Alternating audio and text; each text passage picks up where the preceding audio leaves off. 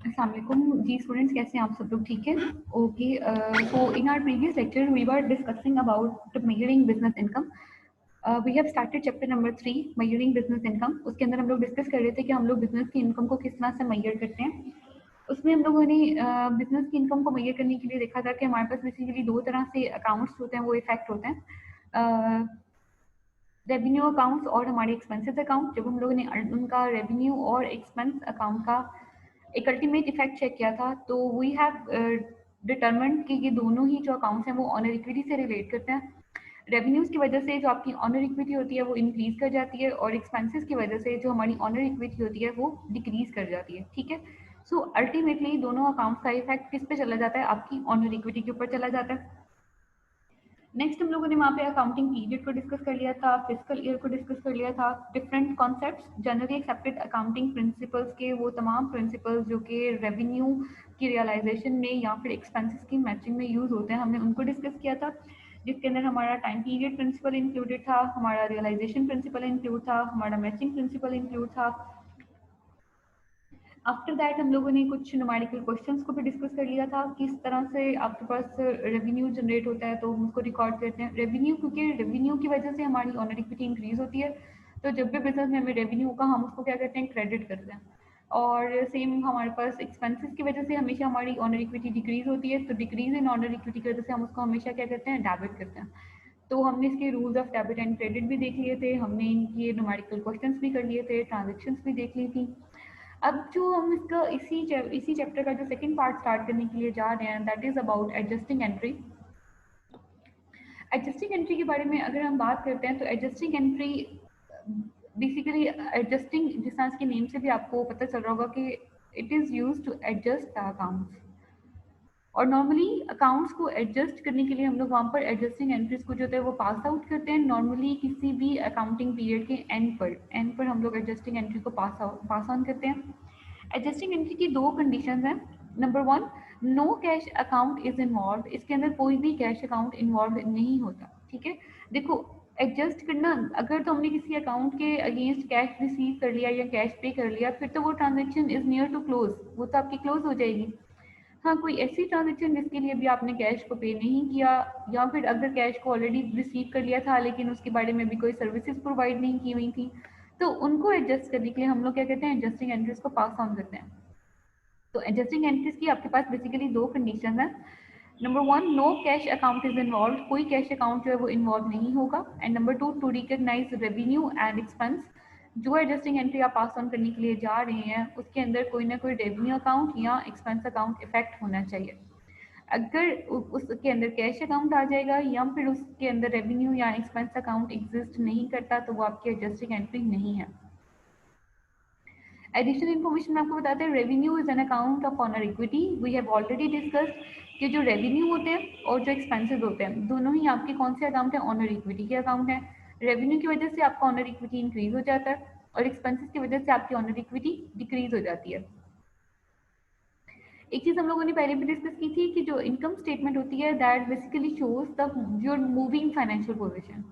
आपकी moving financial, देखो, वो एक स्पेसिफिक टाइम पीरियड को कवर करती है ना, तो उस स्पेसिफिक टाइम पीरियड में मूव करती हुई फाइनेंशियल पोजीशन हमें दिखाती है, कब हम हाई थे, कब हम लो थे, कब हम किस जगह पे जो थे वो सर्वाइव कर रहे थे, एग्जिस्ट कर रहे थे। While the balance sheet shows a static financial position, static का मतलब होता है stagnant, constant, fixed, on a specific date। वो एक स्पेसिफिक डेट, वो मूविंग पोजीशन नहीं है, वो एक स्पेसिफिक डेट की पोजीशन है। इसीलिए हम हमेशा बैलेंस शीट बनाते हुए क्या राइट करते हैं? As on. और इनकम स्टेटमेंट बनाते हुए हम क्या कहते हैं? For the period ended, for the year ended, for the month ended. हम एक स्पेसिफिक टाइम पीरियड की बात करते हैं इनकम स्टेटमेंट के अंदर। ठीक है, so on next he saying about drawings are decrease in the owner's equity. Drawings हमने पहले भी बात की थी, ड्राइंग्स हमारा एक्सपेंस नहीं है। Expense is basically the cost which we incur to generate the revenue, to earn some benefit। किसी बेनिफिट को अर्न करने के लिए, किसी रेवेन्यू को जनरेट करने के लिए हम क्या करते हैं? हम एक्सपेंसेस को इनकर करते हैं, कॉस्ट को इनकर करते हैं। ड्राइंग्स को, ड्राइंग्स हमारा एक्सपेंस नहीं होता, ड्राइंग्स का बिजनेस को कोई फायदा नहीं है, ड्राइंग्स की वजह से कोई रेवेन्यू जनरेट नहीं होता, कोई इनकम नहीं होती। ठीक है, सो ड्राइंग्स के बारे में आप ये नहीं कह सकते कि ड्राइंग्स बेसिकली क्या कहते हैं? आपकी ऑनर इक्विटी को डिक्रीज कर देती हैं, दैट आर सिंपल। तो यहाँ पे सेकेंड उसने बताया dividend. Dividend is basically the per share profit which we are paying to our shareholders. हम जो प्रॉफिट होता है बिजनेस को वो हमें शेयर होल्डर्स को पे करना होता है. तो वो जो पर शेयर प्रॉफिट हम पे करते हैं ना, that is called your dividend. तो वो कहते हैं कि इसको जो डिविडेंड्स होते हैं वो भी हमारे एक्सपेंसेस नहीं होते, उनको भी हम एज एन ड्राइंग्स ही ट्रीट कर लेते हैं. ड्राइंग्स ट्रीट क्यों करते हैं? ऑनर इक्विटी, ऑनर इक्विटी के अंदर प्रॉफिट को ऐड कर दिया. जब वही प्रॉफिट हम उसको पे कर देते हैं, जब वही प्रॉफिट हम उनको पे कर देते हैं तो हम उसको ऑनर इक्विटी में से माइनस कर देते हैं. सो डिविडेंड हमारे एक्सपेंसेस नहीं होते, लेकिन उनकी जो ट्रीटमेंट है वो ड्राइंग्स की तरह ही होती है. ऑनर इक्विटी की जो 4 मेजर अकाउंट्स हैं उसके अंदर उसने बताया हुआ कैपिटल है. कैपिटल के अंदर जो आप अपनी ऑनर इक्विटी लेकर आते हैं वो भी, जो एडिशनल इन्वेस्टमेंट आती है वो भी यहीं पर आ जाती है. उसके अलावा आपके पास ड्राइंग्स हैं. ठीक है, ड्राइंग्स के अंदर मतलब बेसिकली जो भी आपके पास वो लेके चला जाएगा. ऑनर एक्सपेंसेस हैं जिनकी वजह से आपकी ऑनर इक्विटी डिक्रीज हो जाएगी, और रेवेन्यू है जिनकी वजह से आपकी ऑनर इक्विटी इंक्रीज हो जाती है. Entries for the identification of adjusting entry. आपको कैसे पता चलेगा कि ये आपकी एडजस्टिंग एंट्री है? उसके लिए उसने आपको कंडीशंस बताई हैं. देखो, नंबर 1, लैंड डेबिट हो रही है और नोट्स पेबल क्या हो रहे हैं? क्रेडिट हो रहे हैं. अब लैंड जो है ना वो डेबिट है और जो नोट्स पेबल है वो क्या हो रहे हैं आपके पास? क्रेडिट. तो वो कहते हैं it is not an adjusting entry. Why? देखो कंडीशन चेक करो जरा. कंडीशन में लिखा था no cash account is affected, no cash account is involve. कोई कैश अकाउंट इफेक्ट नहीं होगा, कोई कैश अकाउंट इन्वॉल्व नहीं होगा. नंबर 2 कुछ लिखा था to recognise the revenue and expense. उसके अंदर कोई ना कोई रेवेन्यू और कोई ना कोई एक्सपेंस अकाउंट रिकग्नाइज होना चाहिए. दोनों कंडीशंस पूरी होंगी तभी वो आपकी एडजस्टिंग एंट्री होगी.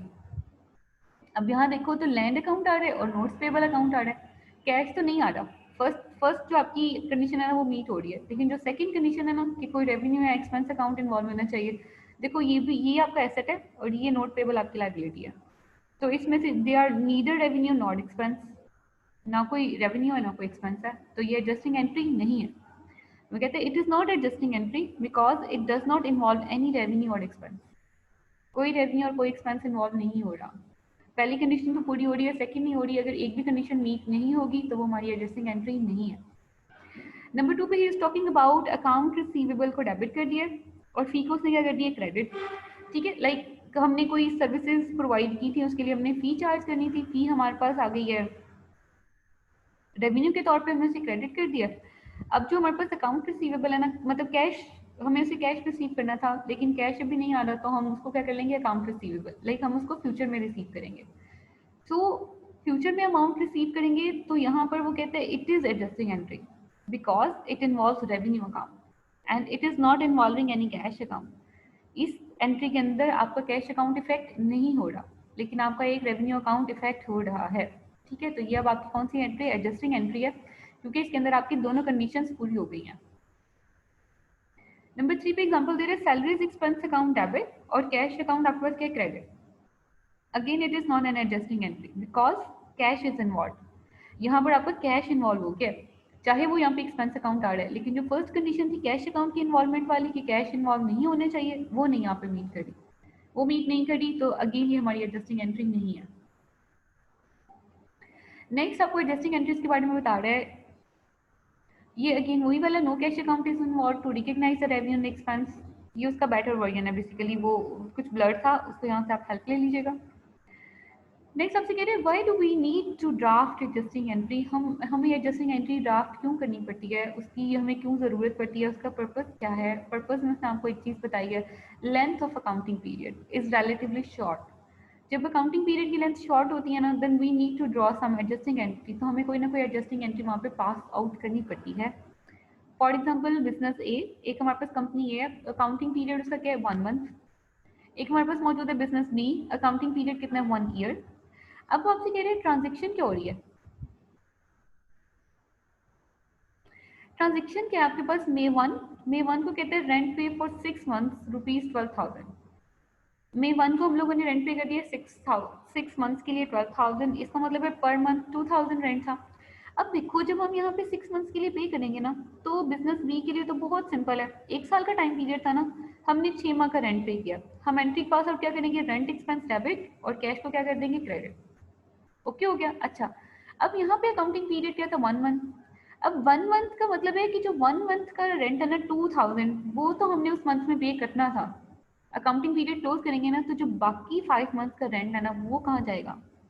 जो बाकी 5 मंथ का रेंट है वो हमारा एसेट में चला जाएगा, क्योंकि एक्सपेंस हमने आज पे कर दिया है, लेकिन हमें उसका फ्यूचर बेनिफिट मिलेगा। ठीक है। अच्छा, फ्यूचर बेनिफिट, अब देखो मई 1 को जो हम रेंट पे करें हैं वो कब तक वैलिड है? नवंबर 1 तक। 6 मंथ का था ना, तो मई, जून, जुलाई, अगस्त, सितंबर और अक्टूबर, 6 माह पूरे होंगे, नवंबर 1 को वो हमारे पास एक्सपायर हो जाएगा। तो यहाँ पर जो फ्यूचर टाइम पीरियड के लिए जो चीज़ हमें बेनिफिट देती है वो हमारा क्या होता है? वो हमारा एसेट होता है। देखो, like there is an example, we are incurring some cost, हम किसी चीज़ के ऊपर कोई कॉस्ट है वो इनकर कर रहे हैं, वो कॉस्ट हमारी क्या बन जाती है? एसेट। वो एसेट होती है तब तक जब तक हमको फॉर फ्यूचर बेनिफिट, और we can say that that is unexpired cost. Cost हमारी क्या? अनएक्सपायर्ड। अनएक्सपायर्ड का मतलब है अभी तक वो एक्सपायर नहीं हुई, अभी तक हमने उसका बेनिफिट अवेल नहीं किया। तो वो व्हेन यूज्ड अप, जब हम उस एसेट को यूज अप कर लेते हैं ना, तो वो हमारा एक्सपेंस बन जाता है। Expense means current accounting period benefit, वो बेनिफिट जो हमने करंट अकाउंटिंग पीरियड में यूज कर लिया। से फॉर एग्जांपल फर्नीचर, और we can say that building और लैंड और एनी योर एसेट। अब एसेट को देखो, जब जैसे जैसे हम एसेट को यूज करते जाते हैं ना, वो डेप्रिसिएट होता जाता है।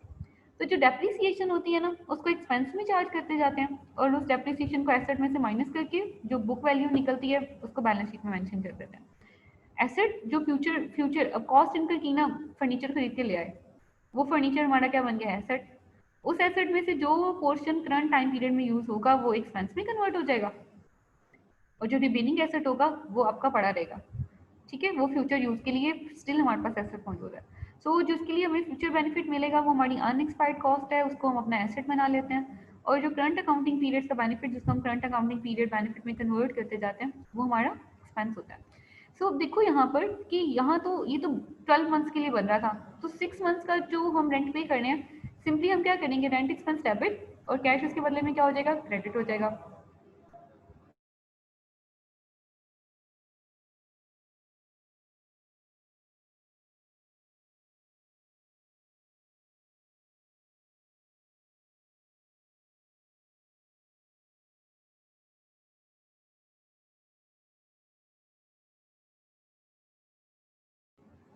ओके, तो जिस जगह पे 1 मंथ के लिए हमने अकाउंटिंग पीरियड को क्लोज करना था, यहाँ पर उसने कहा था कि यहाँ पे बेसिकली हमारे पास बिजनेस डे में अकाउंटिंग पीरियड कितने? 1 मंथ का है।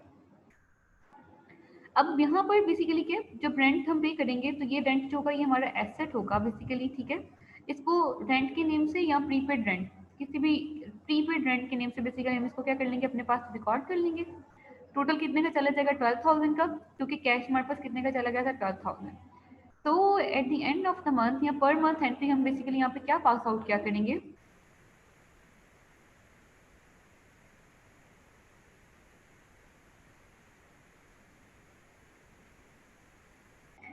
पर मंथ एंट्री हमारे पास आ जाए करेगी, हाँ, रेंट एक्सपेंस डेबिट, और जो उसका प्रीपेड रेंट जो हमने यहाँ पे पूरा 12,000 पे किया हुआ था, वो प्रीपेड रेंट हमारे पास क्रेडिट होता जाएगा।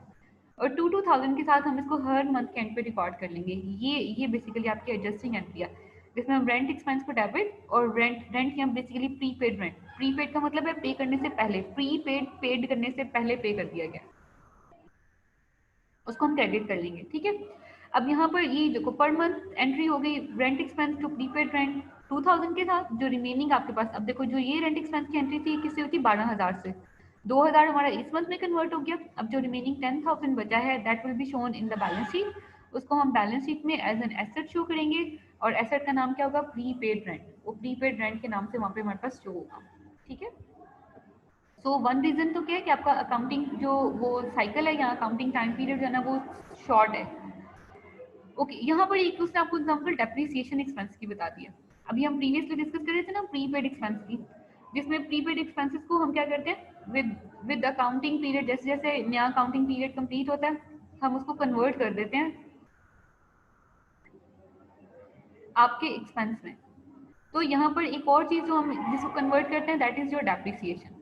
एसेट्स, एसेट्स की बात अभी करी थी ना, एसेट्स परचेज करते हैं कॉस्ट प्राइस के ऊपर।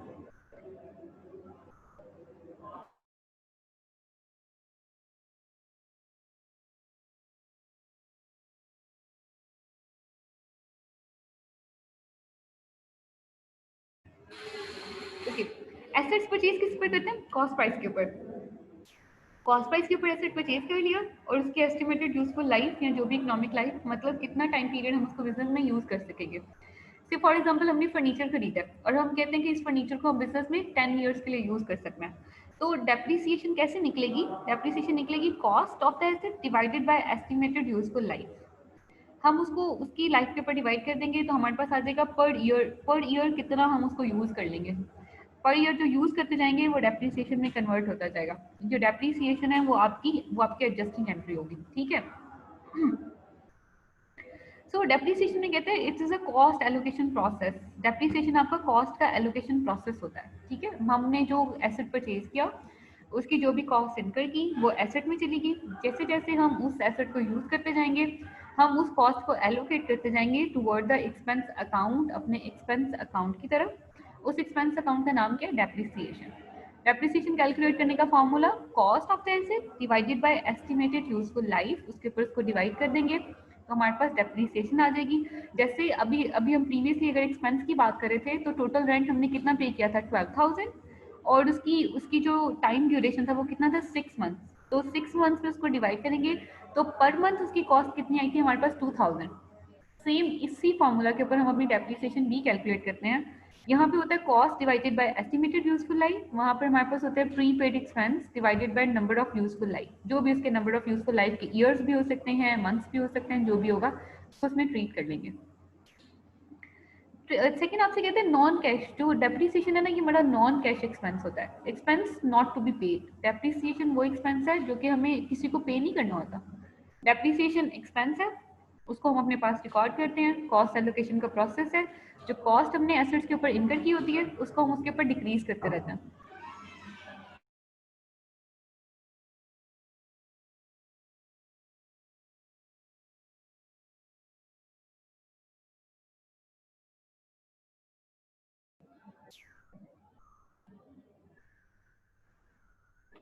Okay, so here we were discussing कि जो डेप्रिसिएशन होता है that is your non cash based expense, वो हमें कैश की फॉर्म में पे नहीं करना पड़ता। कैलकुलेट करने के लिए फार्मूला हमारे पास क्या होता है? Depreciation is equals to cost divided by estimated useful life. उसके ऊपर डिवाइड करेंगे तो हमारे पास पर जो उसका अकाउंटिंग पीरियड है उसकी कॉस्ट आ जाएगी।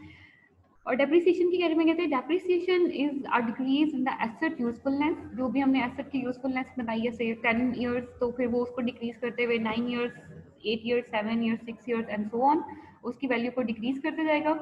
And it's accountants approximation, it is not absoluteness. ये एब्सोल्यूट नहीं होता, ठीक है, ये हमारी अप्रॉक्सीमेशन होती है। हाँ जी, ये एसेट है, इसकी इतनी यूजफुल लाइफ हो सकती है, इतने टाइम पीरियड के लिए हम इसको यूज कर सकते हैं। और उसके लिए जो भी हम पर ईयर जो भी इसका एक्सपेंस डिसाइड करते हैं वो भी एक अप्रॉक्सीमेशन ही होती है, वो उससे ज़्यादा भी हो सकता है, वो उससे कम भी हो सकता है। डेप्रीसिएशन एक्सपेंस के लिए अब जो एंट्री हम करते हैं वो हमारे पास क्या एंट्री रिकॉर्ड होती है? वो होती है डेप्रीसिएशन एक्सपेंस डेबिट। इससे पहले जब आप डेप्रीसिएशन एक्सपेंस की एंट्री करते होंगे तो आप कह रहे होंगे डेप्रीसिएशन एक्सपेंस डेबिट, और जो भी आपका एसेट अकाउंट था उसको हम यहाँ पे क्रेडिट कर देते थे। मतलब बिल्डिंग की डेप्रिसिएशन है तो हम कहते थे building depreciation expense account debit और बिल्डिंग अकाउंट क्रेडिट, लेकिन अब हम ऐसे नहीं करेंगे। हम कह रहे हैं डेप्रिसिएशन एक्सपेंस अकाउंट डेबिट और एक्यूमुलेटेड डेप्रिसिएशन अकाउंट उसी जो भी एक्सपेंस जिस जिस एसेट की डेप्रिसिएशन कैलकुलेट करें, से for example depreciation expense building credit करेंगे एक्यूमुलेटेड डेप्रिसिएशन अकाउंट बिल्डिंग, उसके ही एक्यूमुलेटेड डेप्रिसिएशन अकाउंट को आपने क्या करना है? क्रेडिट करना है। ये जो एक्यूमुलेटेड डेप्रिसिएशन अकाउंट है this is basically your Contra asset account. ये आपका कौन सा अकाउंट है? ये आपका Contra asset. Contra means opposite, ठीक है। कॉन्ट्रा अकाउंट की डेफिनेशन से आपको बताइए, Contra means opposite account, competitive account with opposite balance, ठीक है।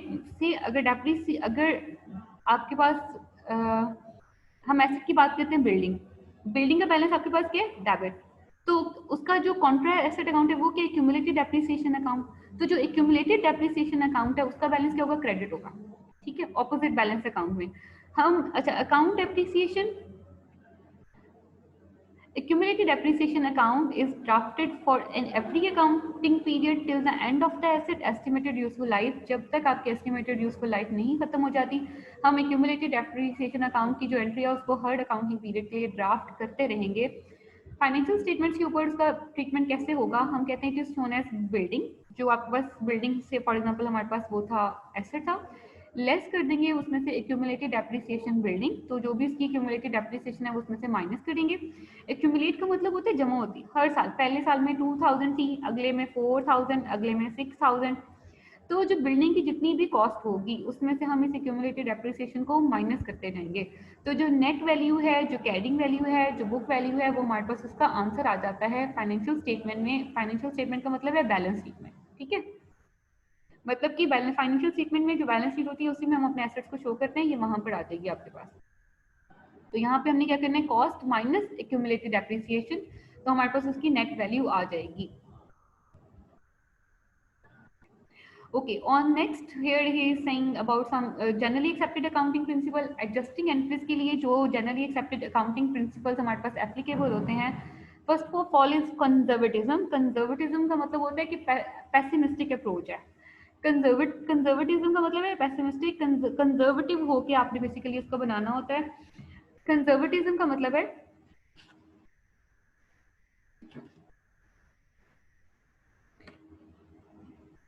एसेट्स यूज्ड रेवेन्यू, अगर हमने किसी बिजनेस में मतलब बिजनेस को करते हुए एसेट्स को यूज किया है, revenue generated, but if the cost of doing the business is not charge to any account, its financial value और the net value will be overstated. वो कहते हैं एसेट्स हम लोगों ने यूज कर लिए हैं, रेवेन्यू हमने उसे जनरेट कर लिया है, लेकिन अगर हम उसकी cost of doing that business, अब एसेट को यूज करके हमने बिजनेस किया ना, वहां से हमें अर्निंग्स हो गई, वो कहते हैं एसेट यूज कर लिया है, रेवेन्यू जनरेट कर लिया है, but if the cost of doing that business is not charge, अगर उसको करने की हमने कॉस्ट चार्ज ना की टू एनी अकाउंट, किसी अकाउंट को, तो उसकी वजह से हमारी फाइनेंशियल पोजीशन क्या कर देती है, ओवरस्टेट। अब देखो डेप्रिसिएशन माइनस होगी एक्सपेंस के तौर पे, तो ऑनर इक्विटी डिक्रीज होगी ना, नेट प्रॉफिट डिक्रीज होगा हमारा, ठीक है। अगर हम इसको चार्ज नहीं करते, बिल्डिंग को यूज कर लिया, फर्नीचर को यूज कर लिया, कोई डेप्रिसिएशन रिकॉर्ड नहीं की, अल्टीमेटली क्या होगा, प्रॉफिट ओवरस्टेट करेगा, ऑनर इक्विटी इंक्रीज कर जाएगी। तो कंजर्वेटिज्म अप्रोच ये कहती है कि कंजर्वेटिव होकर आपने सोचना है, जो चीज आपने यूज की है, जो एक्सपेंस आपने किया है, उसको आपने लाजमी तौर पे अपने पास रिकॉर्ड करना है, ताकि आपकी फाइनेंशियल पोजीशन ओवरस्टेट ना करे। नेक्स्ट जो प्रिंसिपल आपके पास एप्लीकेबल है दैट इज ऑब्जेक्टिविटी। ऑब्जेक्टिविटी में कहता है रिड्यूस इट्स कॉस्ट, आप कोई भी एसेट है उसकी एसेट की कॉस्ट लाजमी तौर पर रिड्यूस करेंगे, because you have an evidence to use it, क्योंकि आपके पास एविडेंस मौजूद है कि आपने उस एसेट को अपने बिजनेस में यूज कर लिया है फॉर बिजनेस ऑपरेशंस के लिए। until the asset is mounted और इवन टेस्ट रन, जब तक, अच्छा माउंटेड और टेस्ट रन का मतलब है जब तक आप उसको यूज में नहीं ले आए, जब तक आप उसको ऑपरेशंस में नहीं ले आए।